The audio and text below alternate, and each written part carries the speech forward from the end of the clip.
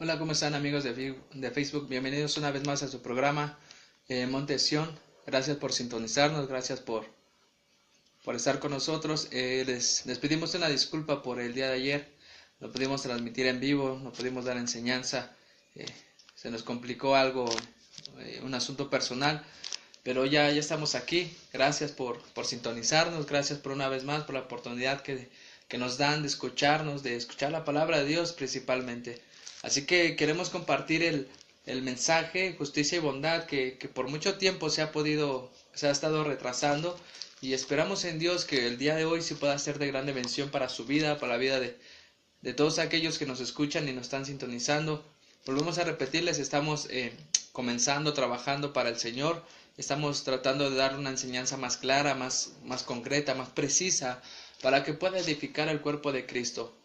Les comentaba que justicia y bondad es un tema donde emplea muchas cosas, principios, fundamentos, pero sobre todo una grande responsabilidad como nosotros los creyentes. Se nos ha olvidado lo que es justicia, hemos juzgado bajo nuestros propios ojos, eh, bajo nuestros propios conocimientos, bajo nuestros propios términos. Mas sin en cambio no hemos dado un juicio justo a las personas. A veces hemos a lo mejor condenado a mucha gente, hemos lastimado a mucha gente a través de nuestras palabras o a través de un juicio injusto. Eh, no hemos sido bondadosos, tanto la iglesia en Cristo como desde la cabeza hasta los líderes, siervos, a lo mejor no hemos sido bondadosos, no hemos sido misericordiosos, no hemos tenido actos de bondad con nuestros hermanos, aún con gente que no conoce de la palabra de Dios, con gente que a lo mejor está metida en drogas, en alcoholismo, que tiene necesidad tanto económicamente como espiritualmente y aún moralmente. Eh, no hemos tenido en claro lo que es justicia, lo que es bondad, lo que el Señor nos ha declarado. Cuando el Señor le dijo a los fariseos, porque le tentaron al Señor varias veces, pero en una ocasión le dijeron, ¿por qué tus discípulos no guardan el Shabbat? ¿El Señor estaba quebrantando un mandamiento? No, no estaba quebrantando ningún mandamiento. Él estaba dando una claridad, le estaba dando la importancia de lo que era el mandamiento. Un ejemplo, el Shabbat era algo importante y es algo importante para nuestras vidas, algo que nos enseña a tener una comunión con nuestro Padre, una relación íntima con nuestro Padre. Tenemos la oración, tenemos la palabra de Dios, es verdad, y eso nos apega a tener una relación íntima. Pero no es lo mismo a que yo te invite a mi casa a comer, a que tú me invites a tu casa, porque la atención es diferente. Yo te puedo invitar a mi casa a comer y te puedo dar una sopa, un arroz, te puedo dar un platillo no tan extravagante, pero yo sé que a lo mejor tú me puedes invitar a tu casa y no va a ser lo mismo, porque a lo mejor tú me puedes dar un platillo especial. De la misma manera es con el Señor. Nosotros lo podemos invitar al Padre y le podemos dar comida, le podemos bendecir, le podemos alabar, le podemos glorificar, podemos leer su palabra junto con Él. Pero cuando Él te invita a su casa, cuando Él te invita a su casa, te da algo especial. Por eso es la importancia del Shabbat. Este no es el tema, volvemos a integrarnos en ello, pero como estaba diciendo, es algo muy importante para el Señor, es algo muy importante para nuestras vidas. Así que vamos a comenzar con nuestro estudio de justicia y bondad. Síganos sintonizando, compártanos para poder seguir edificando no solamente a su vida, sino la vida de muchas gentes más. Así que vamos a empezar, y nosotros como creyentes, y lo hemos enseñado y nos lo han enseñado, que tenemos una regla de oro. La mayoría sabe cuál es la regla de oro, así que vamos a partir de este punto para poder entender el contexto de lo que el Señor quiere hablar y de lo que nos quiere enseñar. Así que vuelvo a comentarles, cuando el Señor les estaba tentando, le dijeron acerca del Shabbat, el Señor simplemente les dijo, no, ustedes no saben la importancia del Shabbat, porque mucha gente, muchos judíos han muerto, hoy en la actualidad muchos judíos han muerto porque le han puesto mandamientos al mandamiento.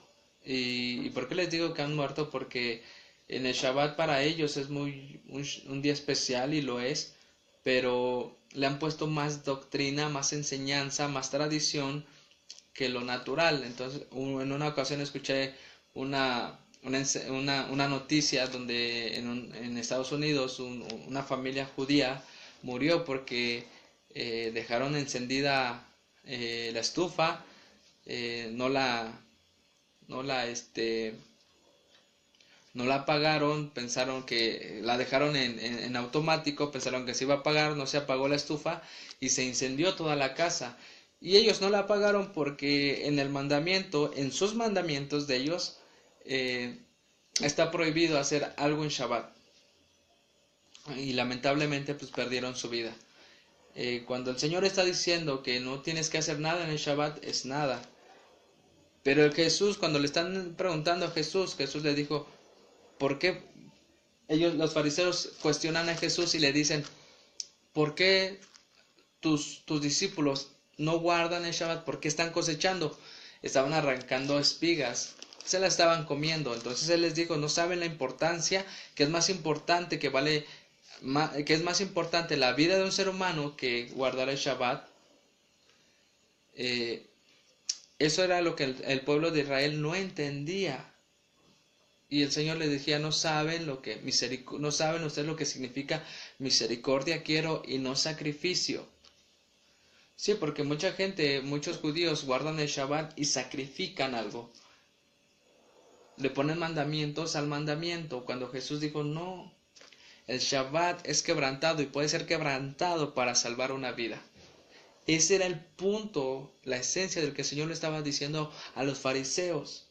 ¿Acaso, y el Señor los cuestiona, acaso si tu buey va y se cae en un hoyo, no lo sacas en día de Shabbat?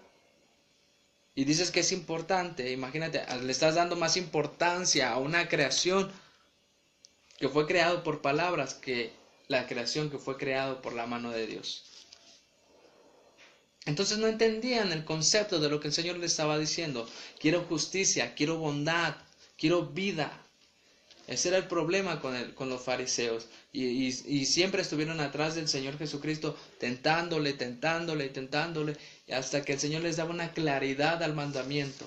Y ahorita vamos a ver ciertos puntos en los cuales el Señor les estaba exhortando a que pudieran entender los principios que el Señor estaba estableciendo. Amén. Así que vamos a partir de Mateo capítulo 7, versículo 12. En el nombre del Padre, del Hijo y del Espíritu Santo, dice. Así que todas las cosas que querráis que los hombres hagan con vosotros, así también haced vosotros con ellos.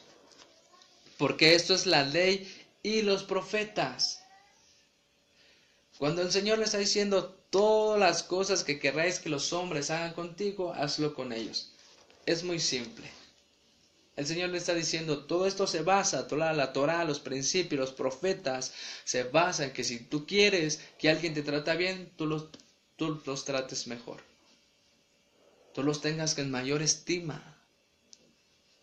¿Sí?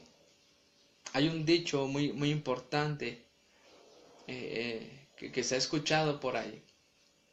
Si tú quieres que alguien te trata, si tú quieres que como te tratan, te tratarán. Como tú trates, serás tratado. Y a lo mejor podemos decir, son dichos del mundo, sí, pero algo muy cierto. Porque el Señor está diciendo, como tú quieres que los demás te traten, tú trátalos. Y a veces nosotros menospreciamos a la gente. A lo mejor a veces nosotros juzgamos a la gente cuando no sabemos el concepto de todas las cosas que están pasando. Sí, porque escuchamos a uno decir una cosa, escuchamos a otro decir otra cosa. Entonces empezamos a tratar a una persona mal, incorrectamente. ¿Por qué? Por el concepto que te metieron. Yo escuchaba la historia de una mujer y la tienen en un mal concepto. ¿Por qué? Porque pues, a esa mujer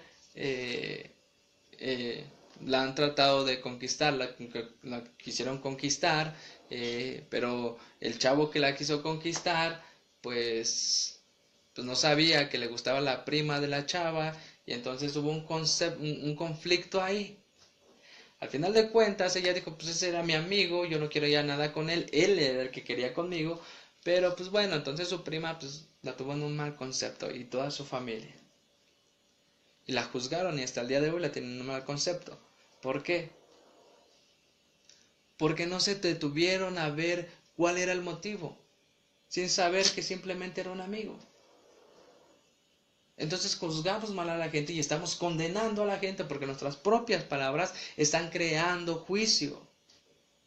Y sabes que dice, y hay un dicho judío muy famoso que dice, toda palabra ociosa se presentará delante del Señor. Y el Señor te juzgará por toda palabra ociosa. Toda palabra que no trajo vida, toda palabra que no trajo algo de fruto. Entonces es muy importante cuidar eso, cómo juzgamos. Entonces el Señor está diciendo, esto es muy fácil. Cuando le preguntaron al Señor, ¿cuál es el grande mandamiento, el primer y grande mandamiento? Y el Señor en Marcos capítulo 12, si no mal recuerdo, les empieza a decir el Shema Israel, oye Israel, nuestro Señor uno es. Y enseguida dice, llamarás al Señor tu Dios con todo tu corazón, con toda tu alma y con todas tus fuerzas. Y a tu prójimo como a ti mismo. Entonces el Señor liga esos mandamientos como diciendo, esto es la base, este es el fundamento de todos los mandamientos. Porque si tú amas a tu Dios, tú vas a amar a tu prójimo. Y si tú amas a tu prójimo, tú vas a hacer las cosas correctas que están escritas en los primeros 5 libros. Sí, porque nosotros sabemos que hay 10 mandamientos. Pero de esos 10 mandamientos el Señor sacó preceptos. Y de esos mandamientos y preceptos el Señor hizo 613 mandamientos y preceptos. Que es lo que se considera dentro del pueblo de Israel. Pero el pueblo de Israel, no conforme con ello, pues, le gusta tener muchos mandamientos. Ellos hicieron 6600 mandamientos. Si no podemos cumplir 10 y de los 10 no podemos pasar a los 613 preceptos o mandamientos, imagínate 6600 mandamientos. Cuando tú solamente en la mañana oras, y eso sí oras en la mañana por los alimentos, cuando desayunas y dices, Señor, gracias por esos alimentos y los bendices, ¿sabes cuántos ellos se lavan las manos y oran? Se levantan, van al baño y oran, van, se sientan a la mesa y oran, Señor, purifica mis manos, y oran por los alimentos, los bendicen, y por cada cosa hacen como unas 100 oraciones en todo el día, por todo. Entonces hicieron más mandamientos de los que tenían que haber hecho. Y por eso se sienten justos, por eso creen que son justos. Y hay personas, hay judíos que son unos sadik, que es una persona justa. Nuestro maestro nos enseñaba que en el pueblo de Israel hay judíos caraítas. Yo nunca había escuchado eso. Dije, bueno, yo sé que hay judíos sefardí, judíos de muchos lados, ¿no? Pero yo nunca había escuchado el concepto en qué concepto los tienen a los judíos caraítas. Y los judíos caraítas son aquellos que simplemente guardan los mandamientos de Dios. No tienen doctrina, no tienen tradiciones, celebran las fiestas de Dios, celebran el Shabbat, pero sin nada de tradición. Entonces a ellos se les considera unos judíos caraítas, que solamente defienden lo que está en la Escritura, y así debemos de ser nosotros. ¿Sabes que los fariseos muchas veces, incluso los fariseos, creían en lo mismo que usted y yo creemos? Sí, porque los fariseos creían en la resurrección. Los fariseos creían que iba a regresar el Mesías, que iba a venir un Mesías, creían en la vida, creían en la muerte, creían en los ángeles, creían que habían demonios. Por eso en muchas ocasiones al Señor le dijeron que echaba a los demonios por Belcebú. Entonces había judíos que no creían en los demonios, había judíos que no creían en la resurrección, había judíos que no creían ni siquiera que iba a venir un Mesías. Ellos creían que tenían la única autoridad aquí en la tierra. Todo eso hay que estudiarlo, hermano, porque es muy importante para ver con quiénes se encontraba el Señor. Si un fariseo hoy en día existiera del primer siglo, de los tiempos de nuestro Señor Jesucristo, y viera en lo que tú crees, pues te diría, pues creo que somos colegas y nada más por unas ciertas cosas. ¿Por qué? Porque creían en lo mismo que nosotros. nada más que ellos estudiaban un poco más, ellos sí se metían a las cosas del Señor de lleno, pero con tradiciones. Entonces el Señor está diciendo, mira, tan fácil, todo lo que tú quieres que hagan contigo, hazlo. ¿Han escuchado la parábola del buen samaritano? Y yo estaba revisando un estudio de un hermano muy famoso en Facebook, eh, y estaba dando ese estudio completo de quién era el, el menesteroso que aparece ahí, y quién era el buen samaritano y quién eran los levitas. Entonces empieza a sacar ciertas enseñanzas, y ahorita lo que yo me voy a enfocar es quién pagaría como este señor, como el buen samaritano. Al menos pocos son los que recogen o ayudan a gente que está en la calle. O lo ven que está lastimado y córrele, mejor más vale aquí corrió que aquí quedó o aquí murió, ¿verdad? Y lo vemos lastimado y ni siquiera, pues bueno, a lo mejor no lo toco, pero pues le llamo a la ambulancia para que venga por él. O vemos a un necesitado y vemos que se va a acercar a pedirnos y agarramos y nos damos la vuelta y le caminamos más rápido. No vemos la necesidad de la gente, y ese es el trabajo de la iglesia. El trabajo de la iglesia no es hacer crecer a tu propia iglesia, no es evangelizar para que sean muchos. El trabajo de la iglesia no es predicar a muchísimos más cristianos. El trabajo de la iglesia es ver por el necesitado. Si tú escudriñas el ministerio de nuestro Señor Jesucristo, el tiempo que caminó aquí en la tierra, te vas a dar cuenta que vio la necesidad de la gente. La alimentó, la suplió, la vistió, la bendijo, la preparó, la ayudó, le enseñó y la envió. ¿Para qué las envió? ¿Para qué los envió? Para que ellos hicieran lo mismo con otros, y los otros con los otros. Por eso cuando Pablo se iba a ir, iba a regresar a Jerusalén, le dijeron, Pablo, no te olvides de la viuda, de los huérfanos y del pobre. ¿Por qué le dijeron a Pablo eso? Nunca te has preguntado en el libro de Hechos. Incluso muchos dicen, bueno, es que ya no hay votos. Pablo en el libro de Hechos, después de que nuestro Señor Jesucristo partió con nuestro Padre, en el libro de Hechos, el apóstol Pablo hizo un voto nazario o nazareno por los pobres. Y él pagó el sacrificio, él pagó todo lo que se pedía en un voto nazario por ellos. Y nosotros a veces no podemos ni pagar un boleto del metro a alguien que te pide y se acerca, sabes que me quedé sin dinero, me robaron, me asaltaron, no tengo cómo regresar a casa, ¿me puedes apoyar con una moneda? No, que pues por eso trabaja. Entonces es el concepto muy diferente, hermano. No somos justos. Cuando tú tienes actos de justicia y de bondad, créeme y créelo que el Señor los va a tener contigo. Porque todo lo que tú siembras lo cosechas. Si no es con la gente, lo vas a cosechar con el Padre. Porque el Señor no se queda nada. Cuando tú haces algo bueno por un pobre, cuando haces algo bueno por un necesitado, el Señor te recompensa. La palabra pobre en el hebreo es aní. Y cuando a mí me explicaron, yo dije, bueno, pues la palabra en hebreo es aní, quiere decir un pobre. Pero cuando a mí me enseñaron, me explicaron esa palabra, que la palabra aní es pobre, pero tiene un concepto, una connotación de alguien menesteroso a alguien que realmente depende de una persona. Y te das cuenta cuando una persona depende de ti.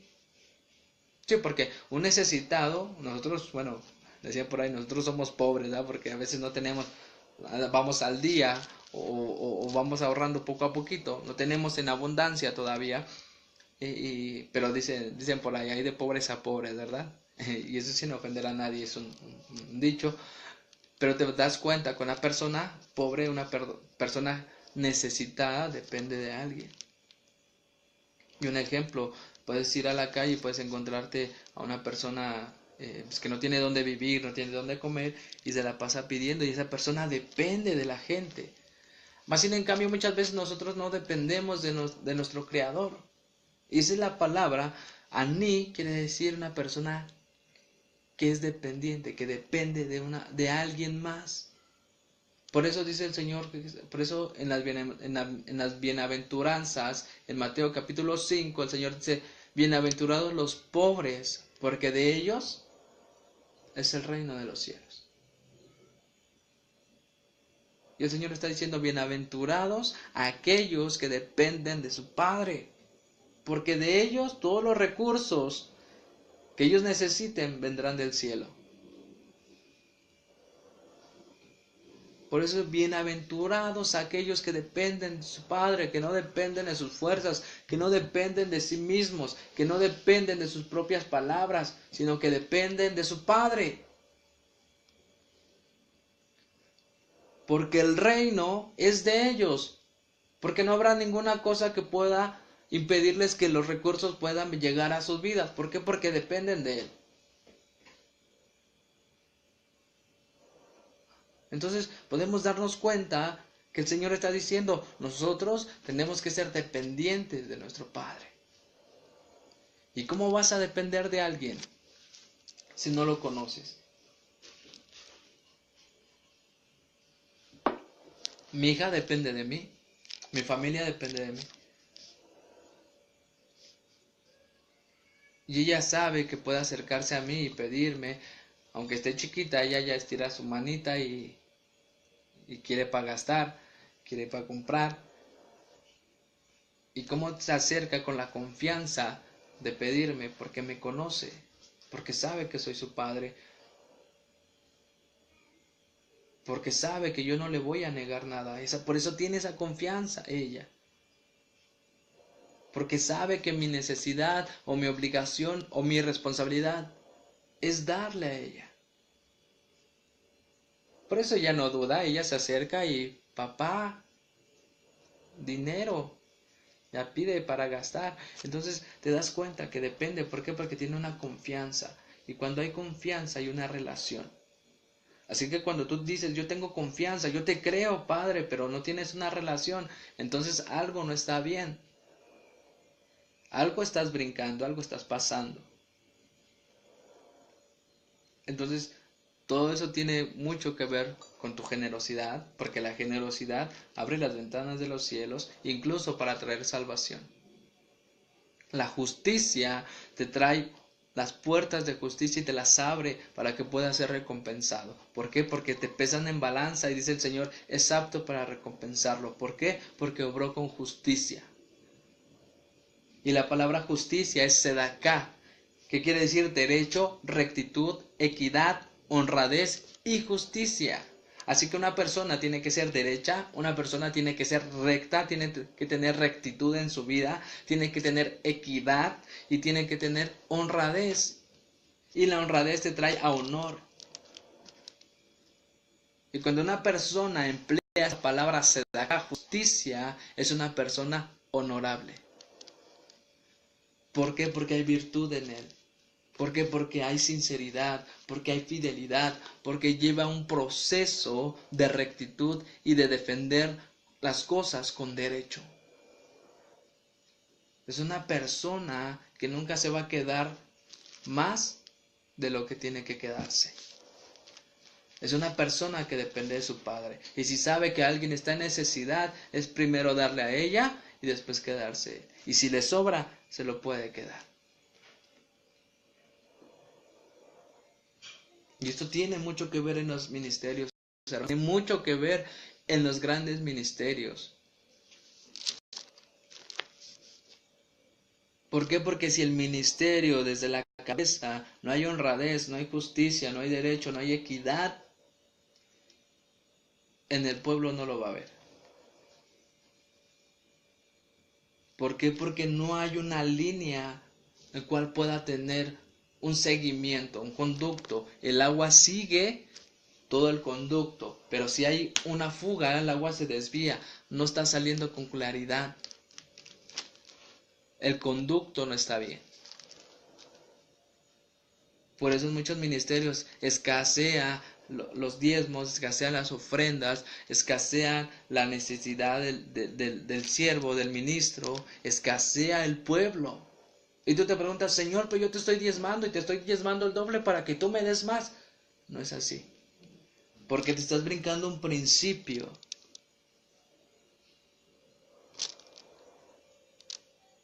Pero Señor, yo te estoy dando más, incluso de mis propias ganancias. Sí, pero cuando ves al necesitado no le das ni un peso. ¿Y sabes para qué el Señor quería los diezmos? ¿Sabes para quién los quería? Dice que había 3 tipos de diezmos y voy a abrir un paréntesis en eso para poder explicar por qué. Porque es muy importante entender esta parte. Había 3 tipos de diezmos: el diezmo para los sacerdotes, para el sumo sacerdote; el diezmo para los levitas, que eran los servidores en la casa del templo del Señor, porque ellos no tenían heredad, hermano. Todas las tribus tenían su parte, todas las tribus tenían su porción, su tierra, donde sembrar, donde cosechar, donde trabajar, pero el pueblo levita no la tenía. Le dijo el Señor, yo seré su heredad. Así que mandó al pueblo de Israel a que todos tuvieran un diezmo y de ese diezmo ellos pudieran sobrevivir. Y cuando el Señor está diciendo en Malaquías 3, ustedes me han robado. ¿En qué te hemos robado, Señor? En mis diezmos. Se está refiriendo. ¿Saben por qué el Señor les tuvo que decir hacia el pueblo de Israel? Y muchas veces nos han manipulado con ese versículo, porque no hemos entendido el concepto. ¿Sabes por qué? Porque el pueblo levita se estaba yendo de la casa del Señor. Estaban dejando su servicio. ¿Por qué? Porque el pueblo de Israel dejó de diezmar. Y como el pueblo de Israel dejó de diezmar, el pueblo levita ya no tenía para comer. Entonces tuvieron que buscar trabajo para poder vivir. Por eso el Señor entonces en Malaquías capítulo 3 versículo 10 el Señor les dice, ustedes me están robando. ¿Por qué? ¿Por qué le están robando? ¿El dinero? No, no le estaban robando el dinero, le estaban robando el servicio que el pueblo levítico le daba al Señor. No estaban siendo justos con el Padre. Estaban tomando su propia justicia, pensando ellos, ay, pues que el Señor les dé a los levitas. Pues dice que él iba a ser su heredad, ¿no? Sin embargo, no estaban pensando en su prójimo, aquellos que le estaban sirviendo a su Creador. No estaban siendo bondadosos. Entonces el Señor tuvo que reprender al pueblo de Israel. Y por eso salió, y por eso dice el Señor en Malaquías 3:10, me han robado mis diezmos. Así que siempre hay que leer el concepto o el contexto de cada versículo, porque muchas veces nos han manipulado con ese versículo. Es que no le está robando al Señor. Es que hay que entender el concepto de lo que era el diezmo. Había otro diezmo que era para los pobres.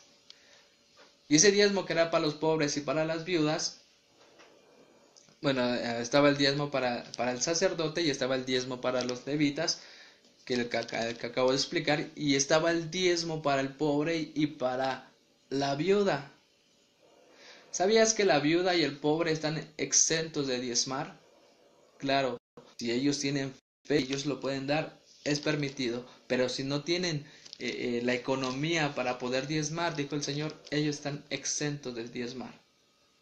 Y a veces hasta el pobre lo exprimen, ¿no? Que aunque te deje sin comer a la familia, tú diezma, el Señor te va a bendecir. Y la familia se pasa sin cenar, sin comer 2, 3 días, porque el siervo le pidió todo al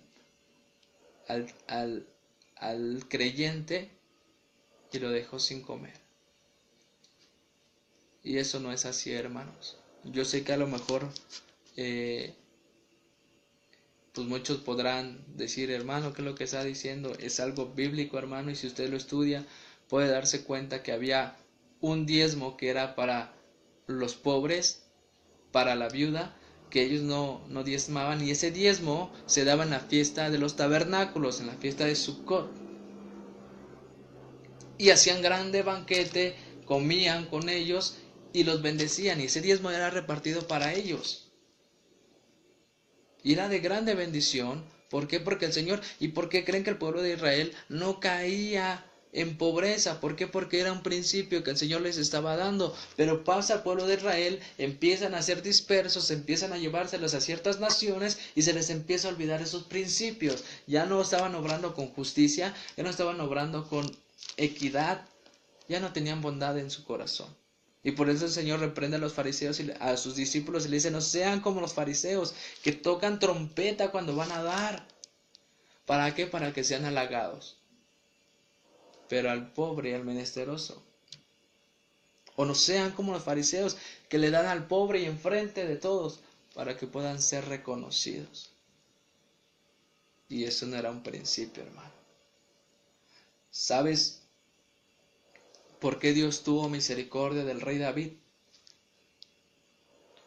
Y es algo muy importante, hermano. A lo mejor no vamos a terminar esta serie y la vamos a posponer porque todo lo que está saliendo ahorita, eh, no sé por qué el Señor quiso que saliera, pero va conectado con justicia y bondad. Pero algo muy importante que tenemos que entender, hermano, que todo lo que el Señor quiere hablar está basado y fundamentado en la Biblia. Así que uno de los grandes siervos del Señor, e incluso llegó a ser rey, fue David. ¿Por qué tú te has preguntado por qué el Señor lo ha llamado conforme a su corazón? A lo mejor muchos maestros o muchos pastores o mucha gente que nos escucha han estudiado su Biblia y se han dado cuenta y todos conocen la historia de David contra Goliat, David cuando enfrentó a Goliat, David cuando fue perseguido, David cuando tuvo en sus manos al rey Saúl para matarlo y no lo hizo. Y tú puedes estudiar su vida y te das cuenta que fue justo. A pesar de que tuvo persecución de su rey, de aquel que le tocaba para que pudiera tener paz en su corazón y no fuese más atormentado, lo persiguió. ¿Para qué? Para matarle. Mas sin en cambio en una ocasión lo tuvo para matarle y quiso y no lo hizo. ¿Acaso yo tentaré mi mano o levantaré mi mano con el ungido de Jehová? Y de ahí salieron muchos ungidos. Y de ahí hemos hecho muchas doctrinas, pero no hemos entendido el por qué le decía, porque era una persona justa, porque era una persona que no juzgaba bajo sus criterios, sino sabía que había un juez que iba a traer justicia.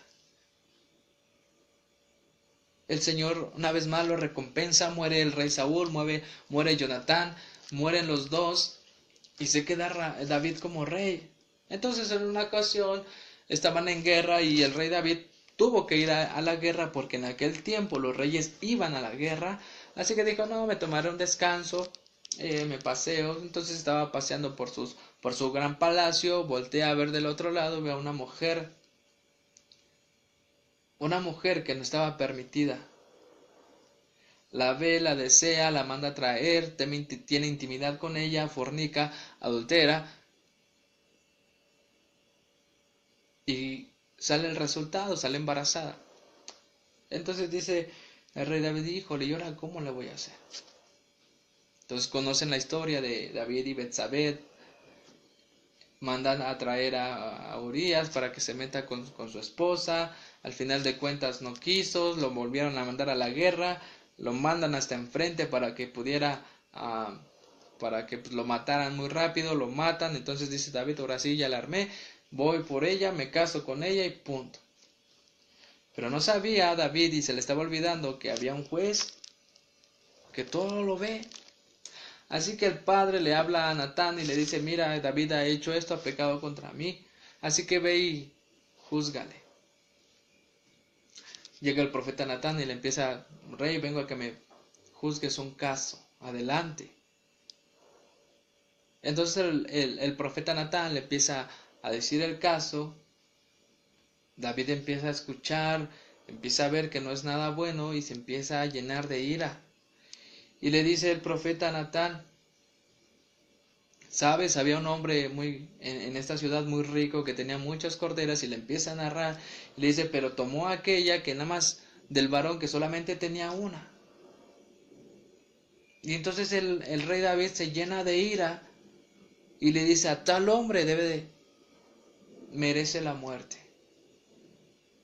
Incluso en su propio caso el rey David juzgó con justicia, sin saber que se estaba tratando de él. Entonces de ahí el rey David se pone a llorar, se tira al piso, se pone a orar y le empieza a decir al Padre, y empieza a surgir el Salmo 51. Señor, no apartes de mí tu Santo Espíritu. Vuélveme el gozo de tu salvación. Empieza a clamar por perdón cuando sabía que ya había cometido el pecado. Sabía que estaba mal David y se puso a ayunar por el pequeño, mas sin en cambio el Señor no lo permitió así. Pero a pesar de ello, el Señor tuvo misericordia de él. Tuvo misericordia porque él fue un gran rey, alguien que juzgó, vuelvo a repetirlo, con justicia, con bondad, que tuvo alegría en su corazón, que tuvo grandes cosas en su corazón para hacer para el Señor, pero el Señor no lo permitió porque sabía que había fallado. Así en cambio en una ocasión toma el reinado y le dice a uno de sus generales, ¿hay alguien de la casa de Saúl a quien yo pueda tener misericordia? Y le decía, sí, hay alguno. ¿Quién es? Mándalo a traer a Mefiboset, hijo de Jonatán, tráemelo. Mandó rápido por él porque sabía que había hecho un pacto con su hermano, con Jonatán. Sabía que tenía que cumplir su promesa. Así que lo traen, lo presentan y le dicen, él es Mefiboset, hijo de Jonatán. El rey David lo abraza, llora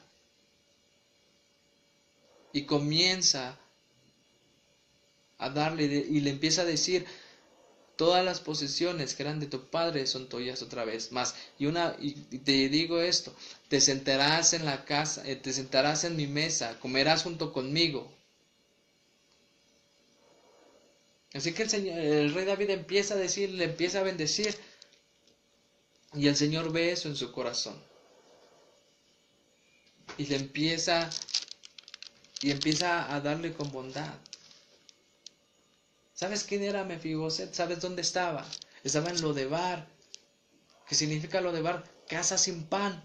Estaba en un lugar oscuro. No tenía la necesidad, tenía hambre, estaba pasando frío, estaba desconsolado. ¿Por qué? Porque estaba lisiado, no podía ni siquiera trabajar para poder sustentarse él mismo. Y ya tenía familia, tenía hijos. Pero estaba en una maldición. Estaba en un lugar donde no podían producir pan. Pero llegó el rey David, tuvo justicia, tuvo bondad, lo juzgó con justicia. No me importa lo que haya sido tu padre, que haya querido matarme, tu abuelo. Esto te pertenece. Le pertenecía realmente. Claro que sí le pertenecían. Eran cosas, propiedades de su padre, propiedades de su abuelo. No eran propiedades del reino. Mas sin en cambio, el rey David le regresa todas sus posesiones, le pone a un siervo para que lo administre, y todavía le dice, te sentarás conmigo en mi mesa todos los días y todos los días comerás conmigo. Algo muy importante, algo muy fundamental que el rey David hizo, siempre juzgó con justicia y siempre tuvo misericordia de ellos.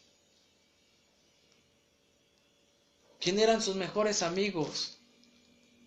Dice la Biblia que muchos se juntaron con él cuando fue perseguido y se llenó de gente ociosa, dice la palabra de Dios. Pero gente que fue transformada, que fue levantada, que fue edificada por el mismo rey David. Gente que no tenía dónde dormir, gente necesitada, a lo mejor mal vocabulario, pero todos fueron perfeccionados por el rey David. ¿Por qué? Porque sabían que era justo, porque sabían que era bondadoso. Y todos los botines que siempre ganaron se los repartieron en partes iguales, incluyendo al rey David. Siempre obró con justicia.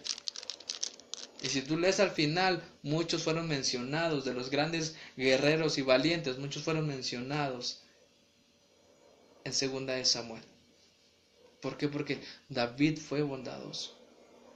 Así que, hermano, vamos a seguir transmitiendo con esta enseñanza, porque es un tema muy extenso, algo muy precioso que el Padre nos ha regalado, que el Señor quiere que hablemos, porque es muy importante para la necesidad de nosotros, para nuestras vidas.